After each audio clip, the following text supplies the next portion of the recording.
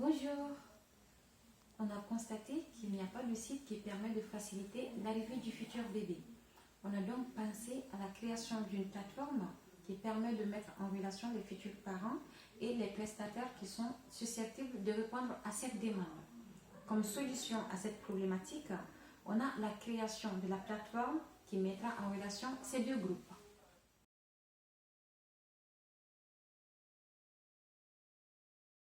Pour la création et la gestion du site, on a choisi le WordPress parce que c'est un système de gestion gratuit et très pratique.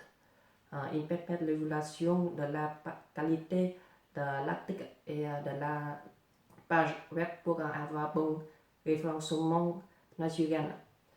Pour héberger de la site web, on a choisi adwords.com parce qu'il n'est pas cher et c'est gratuit pour la première année.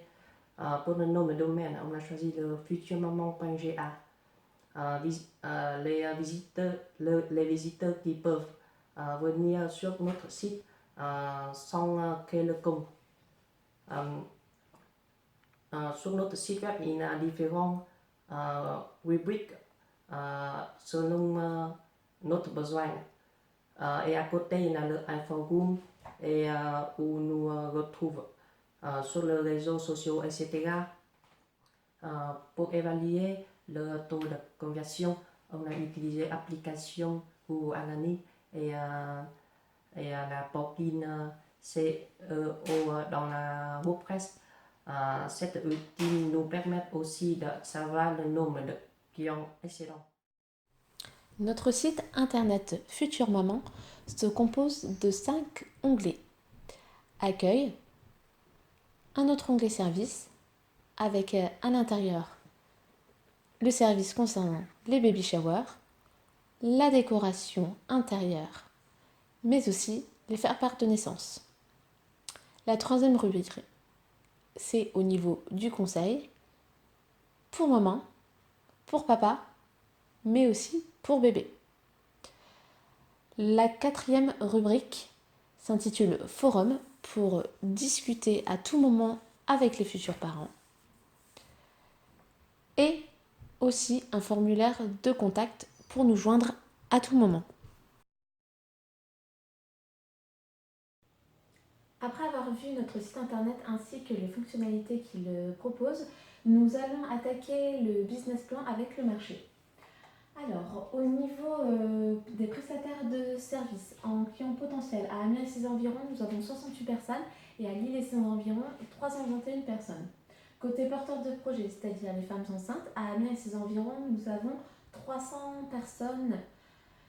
Par contre, nous n'avons pas pu avoir les données concernant Lille.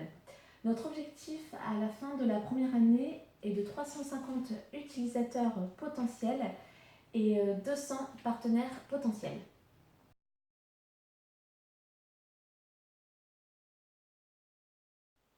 Nous allons commencer cette étude de marché par un questionnaire. Les principaux objectifs de ce questionnaire sont de déterminer la sensibilité des personnes face à notre plateforme, mais aussi de connaître leurs critères pour répondre au mieux à leurs besoins. Nous avons interviewé 186 personnes, dont parmi elles, 62% étaient des femmes enceintes et 38% des futurs papas. Nous pouvons remarquer avec notre étude que 78% des personnes interviewées vont faire appel à un prestataire extérieur pour leur faire part de naissance. Et 90%, donc ce qui n'est pas négligeable, font appel à Internet, consultent les réseaux sociaux, etc. pour avoir des conseils en tant que futurs parents, mais aussi pour leur bébé. Nous pouvons voir sur ce graphique que 59% des personnes interviewées vont faire appel à un organisateur de baby shower et 62% ont un intérêt pour notre plateforme.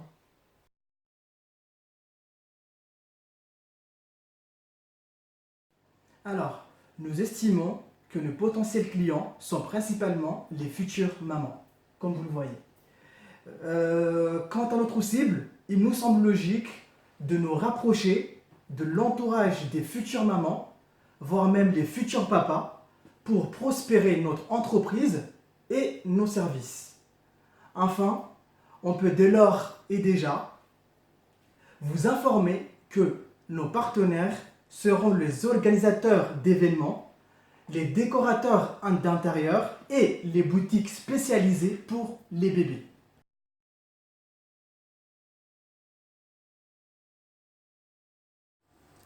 Notre étude de marché consiste à comprendre et connaître le futur environnement de notre site qui se nomme Future Maman. Au niveau des principales forces, notre site propose un service gratuit. En effet, la prestation fournie aux utilisateurs sera totalement gratuite, à l'image d'un site de petites annonces. Notre site sera fait de telle manière à ce que les prestations seront proposées à l'utilisateur selon son budget. Au niveau des faiblesses de notre entreprise, principalement la difficulté à faire connaître le concept puisque celui-ci n'existe pas encore en France. Au niveau de l'environnement externe, pour les opportunités, alors le service de proximité est en vogue et les baby showers ainsi que les autres prestations liées à l'arrivée du bébé est très en vogue depuis quelques années. Au niveau de la menace, alors notre principale menace sera la concurrence indirecte avec des sites de conseil comme Allo Bébé ou parents.fr.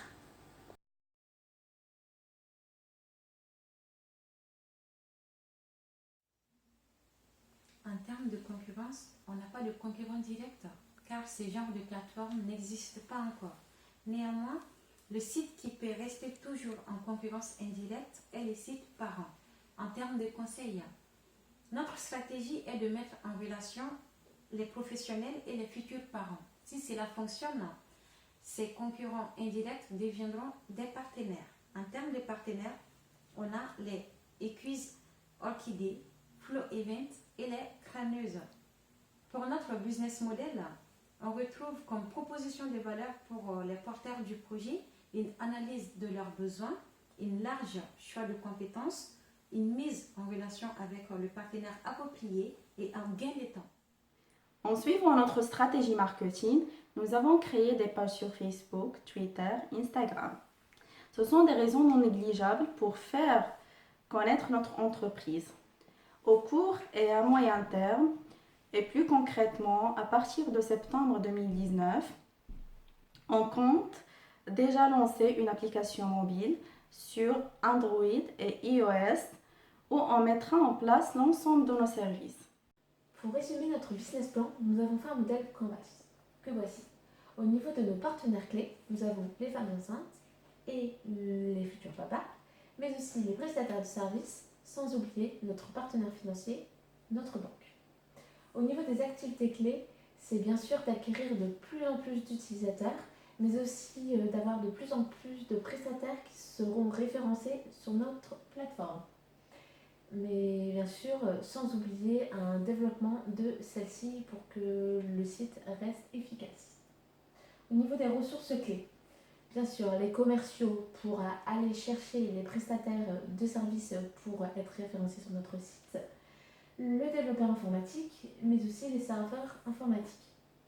Au niveau de la proposition de valeur pour les porteurs de projets, alors il faut qu'il y ait une mise en relation avec le prestataire approprié.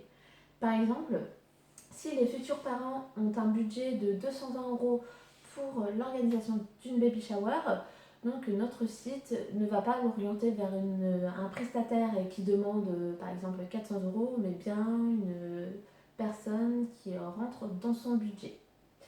Au niveau des prestataires de services, comme par exemple Florazur qui est localisée en Picardie, celle-ci aura un nouveau client. Au niveau de la relation client, alors du coup, les utilisateurs auront un compte en ligne, mais nous aurons aussi une présence sur les réseaux sociaux comme Facebook, Twitter, Instagram. Au niveau des canaux de distribution, nous avons bien sûr la plateforme web, les réseaux sociaux et par la suite, en 2020, une application mobile. La segmentation des clients. Au niveau des porteurs de projets, comme nous l'avons dit précédemment, donc c'est les femmes enceintes, pas forcément avec un pouvoir d'achat élevé puisque notre site propose des prestataires pour tous les budgets, mais aussi les futurs papas en quête de conseils. Au niveau des prestataires de services, nous avons les organisateurs, les décorateurs d'intérieur, par exemple pour la chambre du futur bébé, mais aussi les sites de création de faire-part. Et par la suite, nous aurons les photographes, donc pour prendre en photo la maman quand elle est enceinte, mais aussi à l'arrivée du bébé.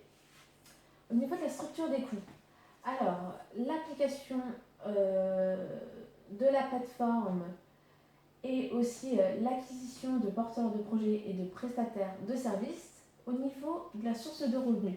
Nous allons avoir une commission qui nous sera reversée à chaque transaction réalisée sur le site, mais aussi un référencement des marques sur notre site.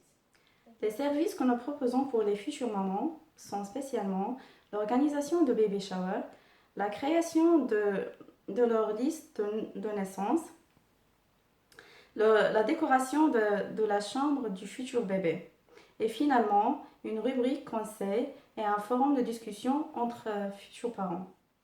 Alors, pour notre entreprise Future Maman, nous avons bien entendu une phase de développement. Alors, la phase 1, qui est prévue pour septembre 2019, la création d'événements via Facebook et bien entendu du coup une création d'une communauté, le lancement de la plateforme, mais aussi des conseils d'experts pour bébés et futures mamans disponibles immédiatement dès le lancement de la plateforme. Ensuite, pour décembre 2019, nous avons pour projet d'avoir en plus sur notre plateforme des photographes et aussi d'effectuer des partenariats avec les marques pour bébés. Et pour mars 2020, la création d'une application.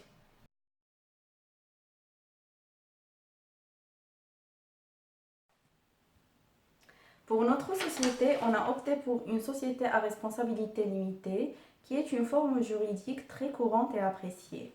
Lors de la création d'une société, le statut SARL offre un cadre légal sécurisant pour les associés. Les règles de fonctionnement de la SARL sont en grande part prévues par le Code de commerce. Les associés de SARL ne sont responsables que dans la limite de leur rapport. Contrairement aux sociétés anonymes, une SARL n'est pas tenue de nommer un commissaire aux comptes dès sa création, ce qui est avantageux pour les startups comme la nôtre. Pour notre site Future Maman, il est impératif de le déclarer auprès de la CNIL, qui est le Centre national de l'informatique et des libertés, qui concerne la protection des données personnelles. Parce que, en effet, lors de la création d'un compte sur notre site ou alors lors d'une demande de contact, les personnes vont y indiquer leur nom, leur prénom, leur numéro de téléphone, ainsi que leur adresse mail par exemple. Et donc là, il faut que les données soient protégées. La CNIL a différentes missions de protéger, mais aussi d'informer, de conseiller. Et pour notre site, il sera impératif de le déclarer puisque nous n'allons pas déclarer de correspondant d'informatique et des libertés. Alors, sur le schéma que vous pouvez trouver ici, on voit bien les cas si oui ou non il faut déclarer notre site auprès de la CNIL.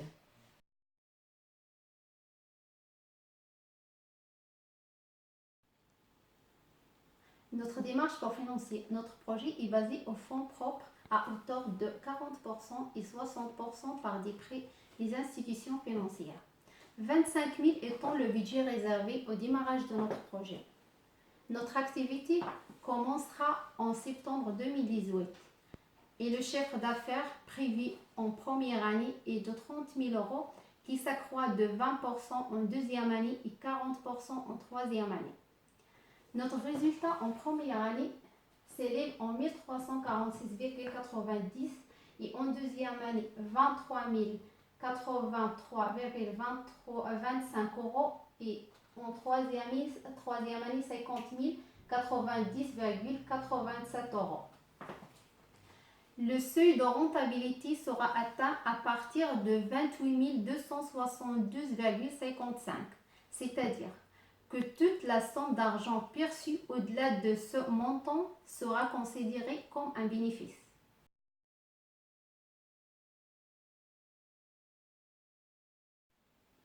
Sur le long terme, on va développer une application et après on va être présent dans les régions voisines.